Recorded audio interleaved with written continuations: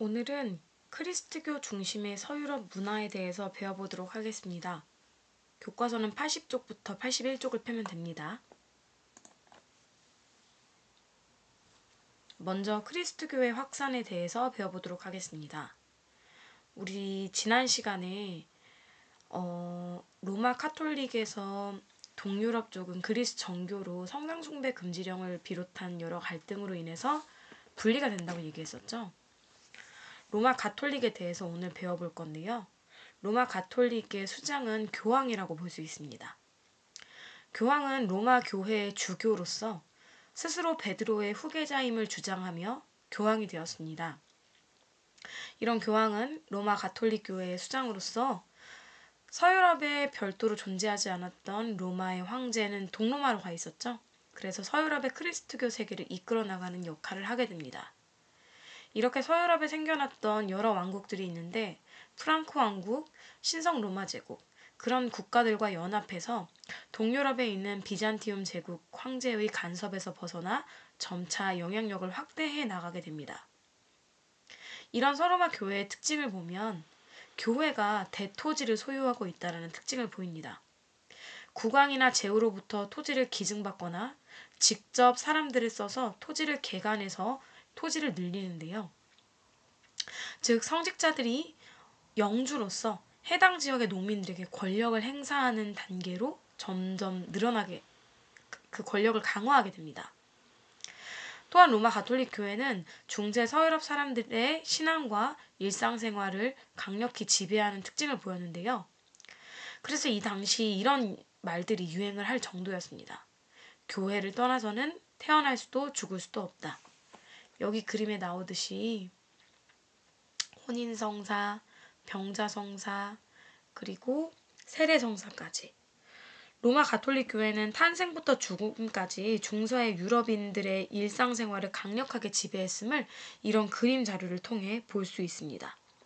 이렇게 7개의 성사, 여기엔 3개만 나와 있죠?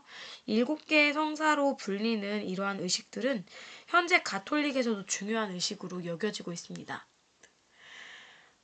그렇지만 이렇게 로마 가톨릭이 사람들을 너무나도 이렇게 좀 사람들의 그런 사적인 영역까지 침범을 하고 엄청난 권력을 가지고 있었기 때문에 점차 부패와 타락이 나타나기 시작하는데요.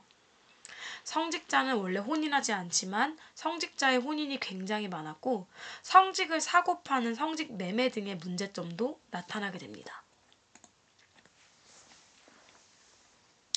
서임권 투쟁과 교황권의 강화에 대해서 배워보도록 하겠습니다. 로마 가톨릭이 부패하고 타락하게 되면서 이런 부패하고 타락한 가톨릭을 정화하기 위해 수도원 중심의 개혁 운동이 전개가 되게 됩니다. 그래서 당시 수도원 중심의 개혁 운동을 전개했던 가장 대표적인 수도원에는 클리니 수도원의 개혁이 있습니다. 이렇게 클리니 수도원이 개혁 운동을 통해서 교회와 교황의 지위가 점차 강화되고 이에 따라서 원래 세속 군주, 왕들을 말해요. 신성 로마 제국이나 프랑크 왕국 이런 나라의 왕. 그런 왕들이 가지고 있었던 그 지역의 성직자 임명권을 둘러싼 교황과 해당 세속 군주의 대립이 시작되게 됩니다. 가장 대표적인 사례가 바로 카노사의 굴욕이 되는데요. 당시 교황이었던 그레고리우스 7세는 원래 세속 군주, 즉 왕이 행사하던 성직자 임명권을 교회가 가져가야 한다고 억지 주장을 피웁니다. 이건 완전히 억지였어요. 원래 세속군주가 가지고 있던 당연하게 행사하던 성직자 임명권이었거든요. 그래서 당시 프랑크 왕국 다음에 만들어진 신성 로마 제국의 황제였던 하이니 4세는 이건 원래 내가 가지고 있는 거니까 반발을 하게 됩니다. 그레고리우스 7세에게 반발을 하게 되는 거죠. 그래서 교황 그레고리우스 7세가 화가 난 나머지 황제였던 하이니 4세를 파문하게 됩니다. 그 이후 신성 로마 제국의 밑에 있던 제후와 주교들이 오히려 그레고리우스 7세의 눈치를 못 이겨서 하이니 4세를 인정하지 않는 모습을 보이자 궁지에 몰린 하이니 4세는 카노사 성에 있는 교황을 찾아가 몹시 추운 겨울임에도 불구하고 3일간 맨발로 용서를 빌게 됩니다. 굉장히 굴욕적인 사건이겠죠? 결국 교황은 하인리 4세를 마지못해 인정해주는 그런 모습을 보이게 되는데요.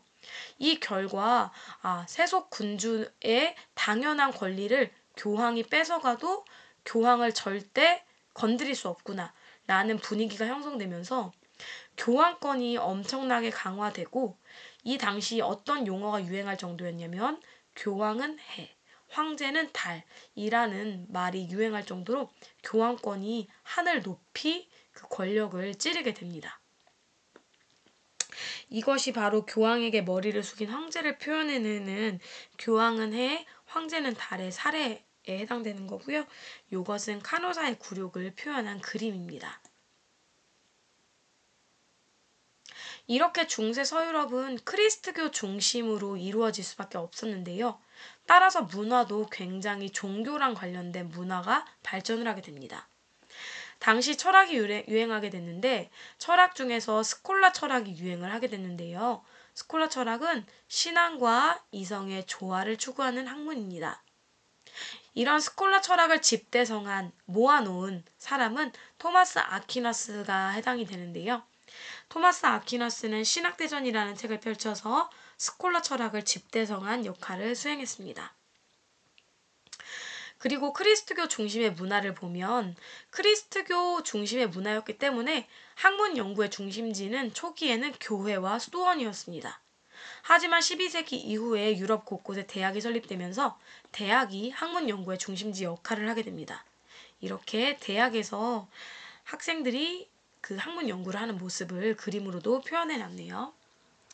또한 건축도 종교랑 관련된 건축들이 주로 만들어지게 되는데요. 가장 대표적인 양식에는 두 가지가 있는데, 하나는 로마네스크 양식, 하나는 고딕 양식을 의미합니다. 로마네스크 양식은 여기 보이는 피사 대성당이 가장 대표적인 로마네스크 양식이라고 볼 수 있는데요. 도명 천장과 반원의 아치 모양, 이런 것들이 특징인 로마네스크 양식이 유행을 했고요. 그 외에도 고딕 양식이 굉장히 유행을 했는데, 고딕 양식은 이렇게 뾰족한 탑이 굉장히 상징적인 양식입니다. 이렇게 하늘 높이 뾰족한 탑을 세우고 여기에 십자가를 매단 건 하늘에 가까이 갈수록 예수님을 만날 수 있다라는 의지의 표현이라고 볼 수 있습니다. 또한 이렇게 길쭉한 건물에서 태양빛이 들어와서 알록달록하게 좀 신성한 느낌을 주는 여러 가지 조형물들이 만들어지게 되는데, 그 대표적인 것이 바로 스테인드 글라스입니다. 여러분 어렸을 때 셀로판지를 통해서 햇빛이 들어오게 하는 실험 같은 것들을 했을 거예요.